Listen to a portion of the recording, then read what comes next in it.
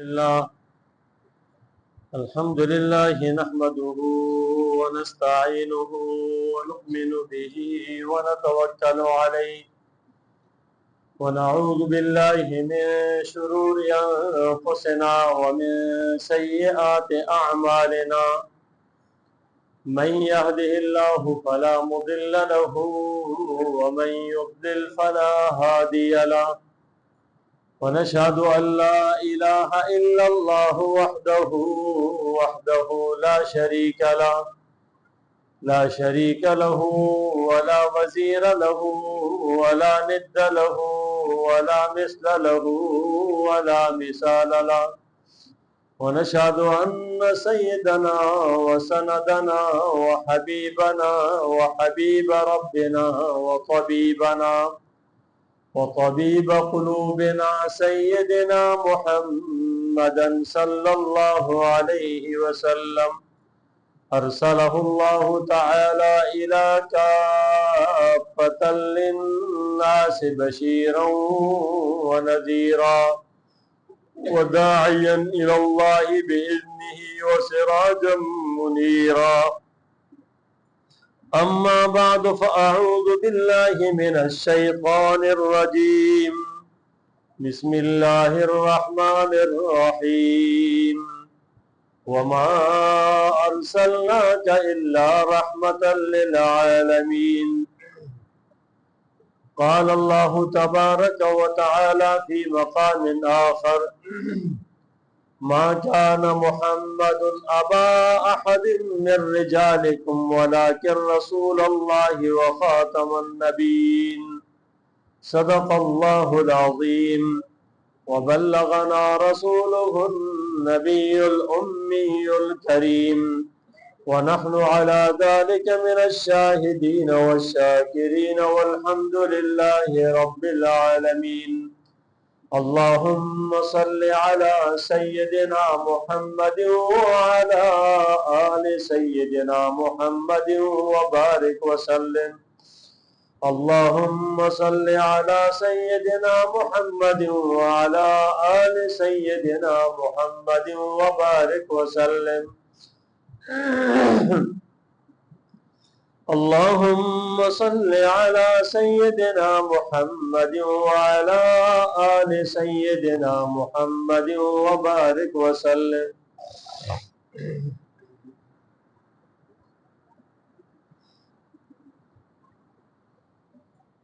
پوری کائنات میں انسانوں کی کامیابی کے لیے اللہ تبارک و تعالیٰ نے رسول اللہ صلی اللہ علیہ وسلم کو ایک ایسا معیار قرار دیا کہ آپ کی پوری زندگی کے گرد یہ سب کچھ کامیابی گھوم رہی.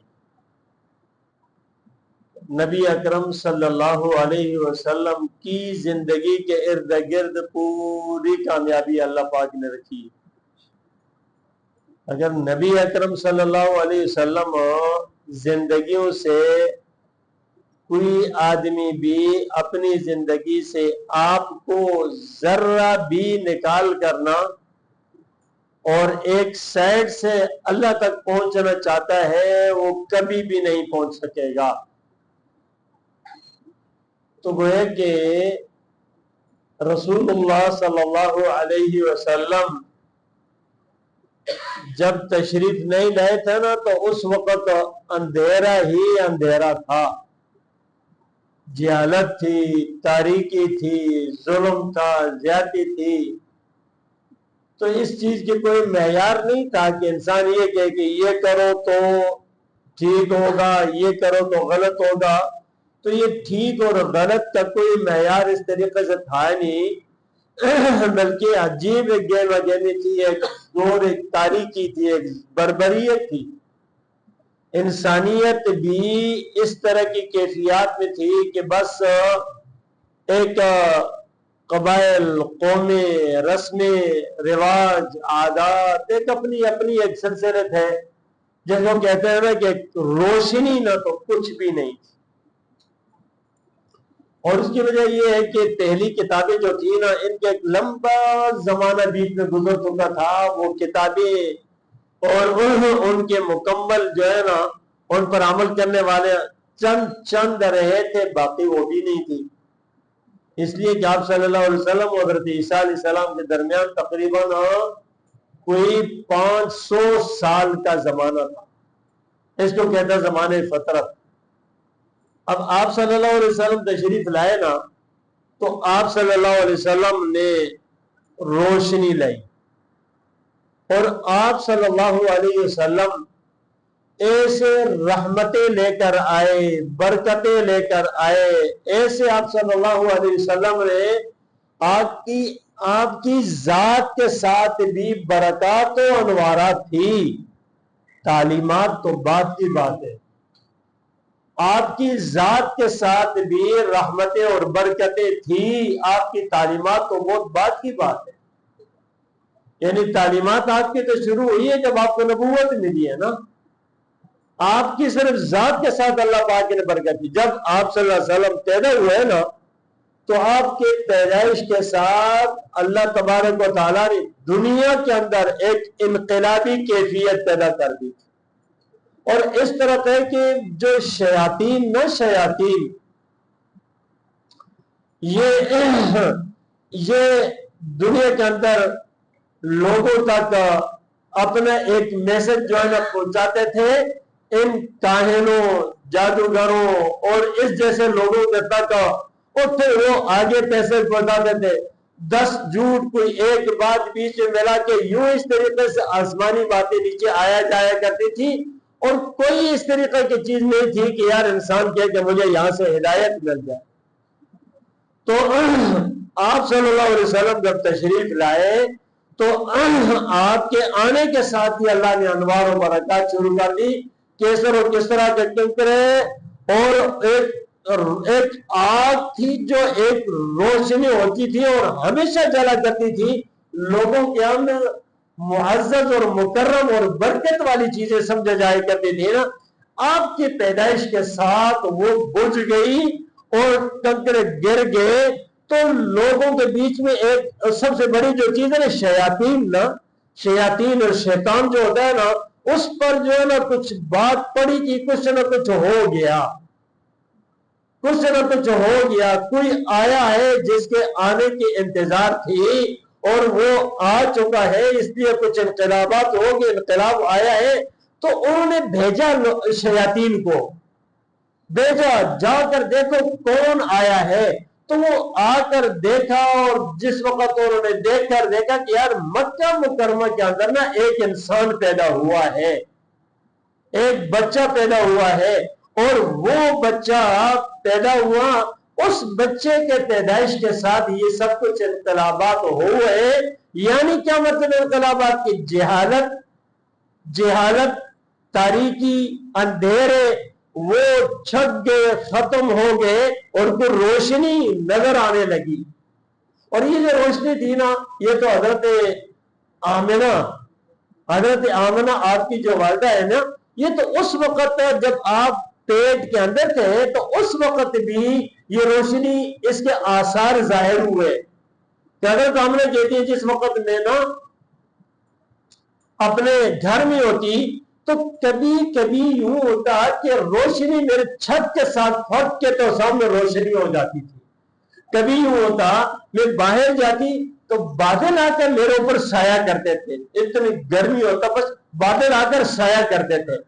اور کبھی یوں ہوتی کہ جس وقت میں کنویں پر پانی لینے جاتی نا، تو وہاں پر جو ہے کیا تھا کہ اب ڈول کے ذریعے سے جسے پانی نکالتے نا، آمنہ فرماتی ہے کہ جس وقت میں جاتی تو پانی اوپر آ جایا کرتا تھا. پانی لینے کے لیے مجھے ڈول اور رسی ڈال کے کھینچنے کی ضرورت نہیں ہوتی، پانی خود کنویں کے اوپر آ جایا تھا. میں آرام سے رہتی.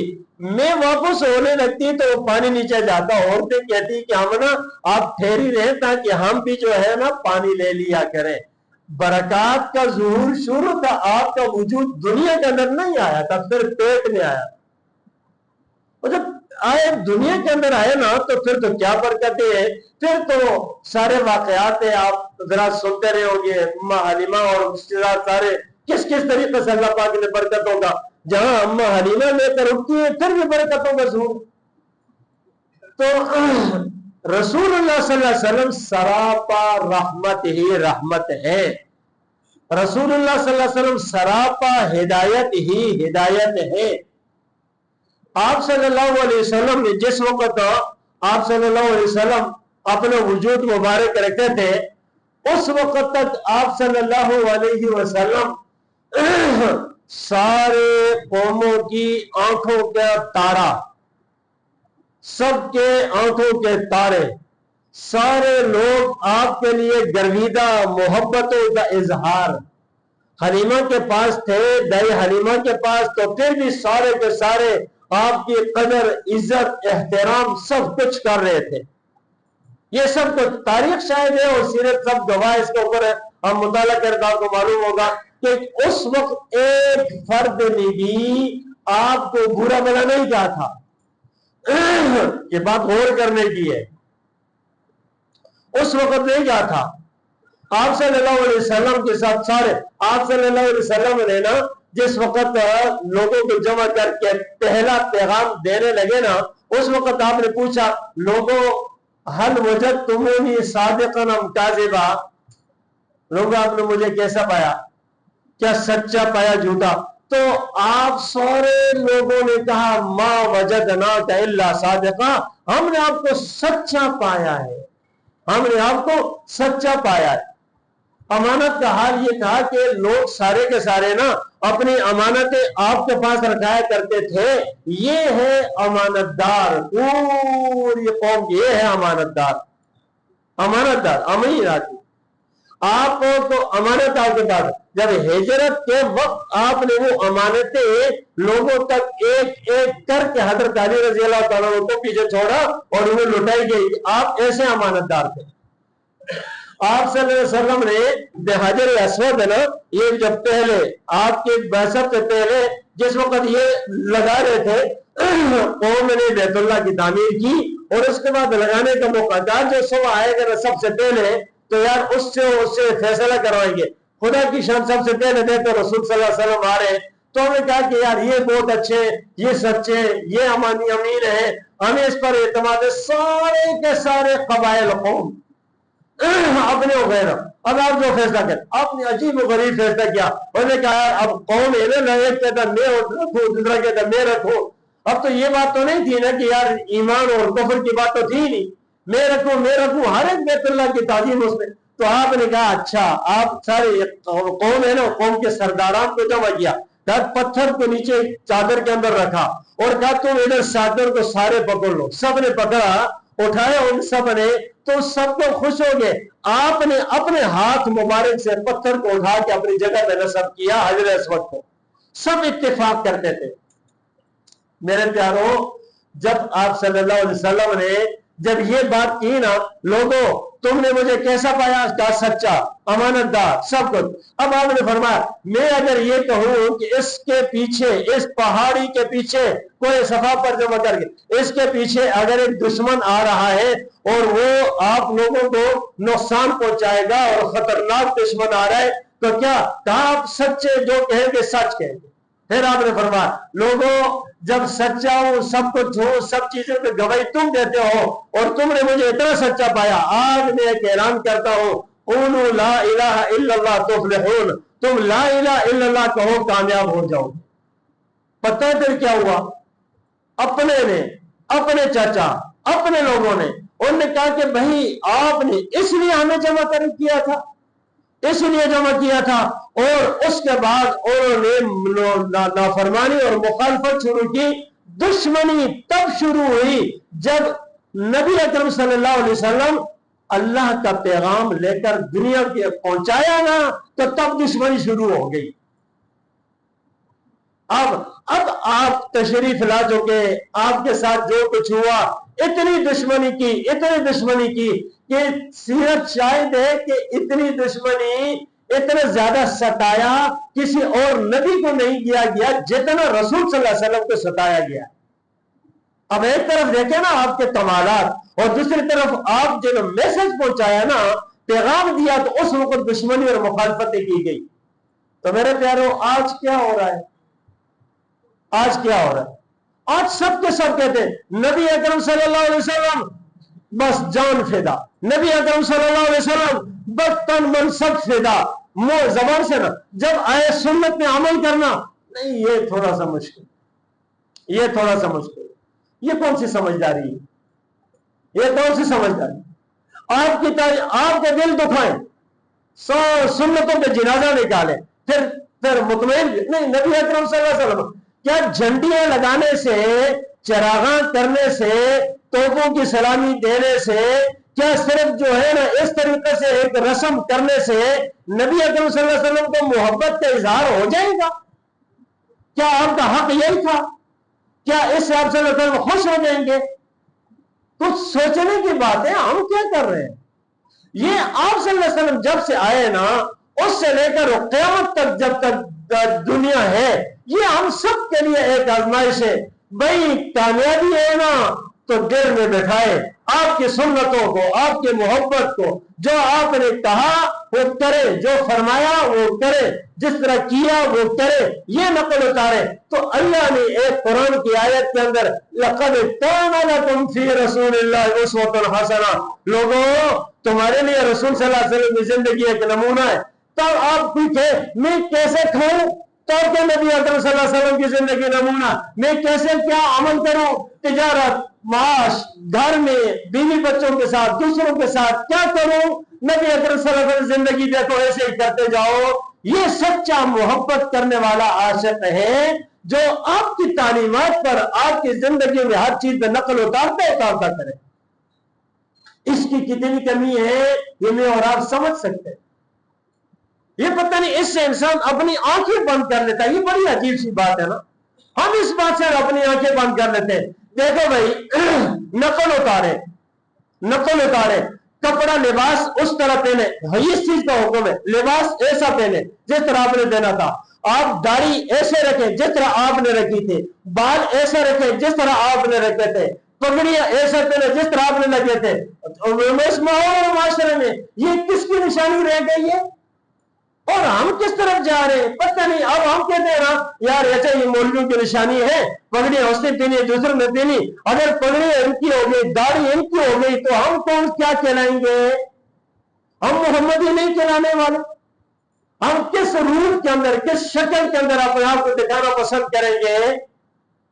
تو کیا ہے زندگی یہ؟